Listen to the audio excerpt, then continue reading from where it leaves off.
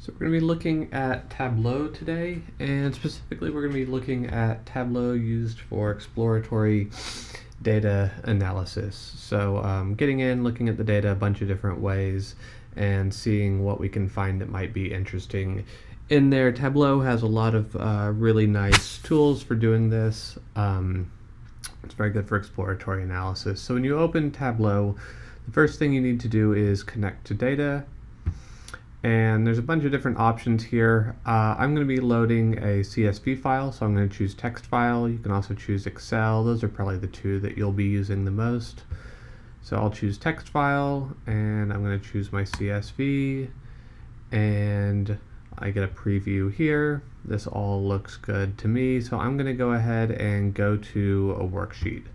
Tableau kind of works on the metaphor of these sheets, so you might create a bunch of different visualizations, keep them all in different sheets, and kind of flick back between them as you're exploring your data.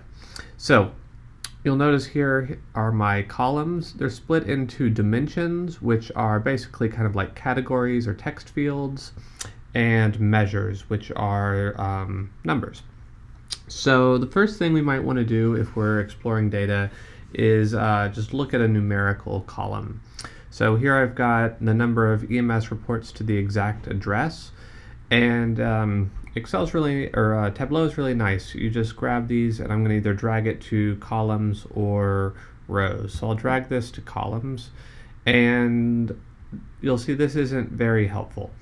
Right here where it says show me, this chooses the different visualizations that you have available, and you can see that you have different visualizations available depending on what you've dragged over here. So here's scatter plot, and it's telling me if I want a scatter plot, I need 2 to 4 measures. And right now I've only got 1 measure, so I can have a bar chart or a histogram. So if I click histogram, it's going to take me there, and I can now see my my distribution. One thing that you might want to do, if we come back here, is, let's drag this in again. Okay, so this is only one thing, but a lot of times I don't want to aggregate measures. So aggregate measures says combine everything. Like I don't want to see individual marks, I just want to see everything combined. So it's easier to see it if I drag something else here, and now we can have a scatter plot. But I have 100 and something apartment complexes, and so I want to see 100 and something dots here, not just this sum of my dots. So if I come here and I uncheck aggregate measures, now I have what I want, which is 1 point for every apartment complex.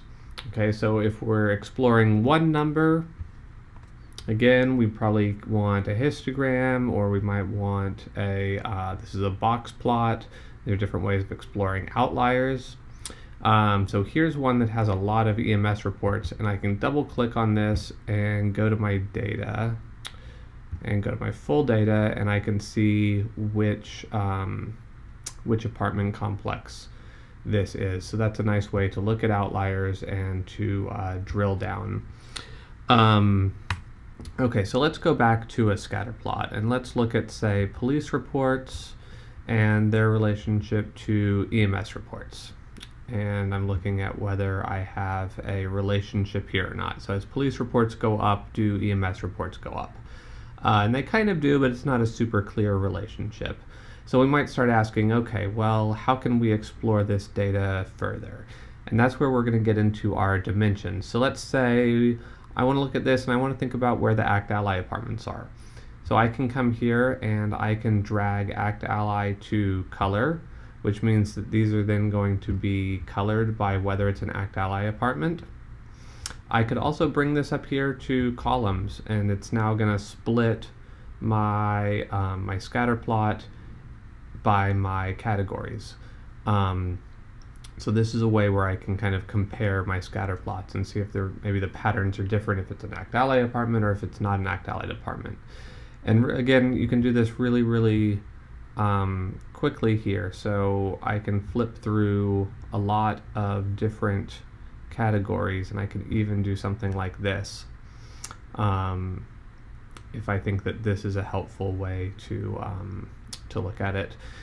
You could also drag things to size. Right now we don't have a lot of measures that would be useful for size, but I can look at, say, size by value and start kind of understanding how these things relate. And again, maybe I'm looking for outliers here, or maybe I'm looking for patterns, right? So if it's not rent by the bed and it's not act ally, I might be interested in this. And again, we don't have complete data here. So this is kind of the game here. Let's see if there's anything else. Scatter plots are the big one that we'll be looking at. Scatter plots, maybe box plots, and also categories. So rent by the bed, and maybe we're looking at EMS reports. So if it's not rent by the bed, if it is rent by the bed, so rent by the bed, one thing I'm seeing here is the value. Right here, the value is much higher for rent by the bed. EMS reports, I'm not seeing a lot of difference here, rent by the bed, not rent by the bed. But the game is just to kind of skip through these and see what you might find. So let's say that this is something that we think is interesting. And I've gone through and maybe I've colored things, maybe I've sized things so that I can see as much as I want. I can add a caption to this, and we're going to have you do this to when you turn in your projects, kind of like we do in Workbench. So here I can write a long caption, I can explain whatever we ask you to and apply it. And when you're ready at this point to export an image or turn something in, you can come here to Worksheet, Export Image, and say I want to see the title, I want to see the view, the caption. The title is right here, you just double click to change it. And I can save this. And now I have an image that I can turn in. Okay. So again, here's my caption. It's not beautiful, but it's okay. So again, that was exploratory data analysis. In the future, we'll look at doing data analysis or data visualization for more for presentation. So thinking about what readers might want to see or what might help readers understand the story that you found. But at this point, we're just trying a bunch of stuff. There's not much that you can mess up here. Don't get too crazy. Don't use this bubble chart thing. It's kind of nonsense. But otherwise, play around, drag things to places, and there's not a lot that you can hurt.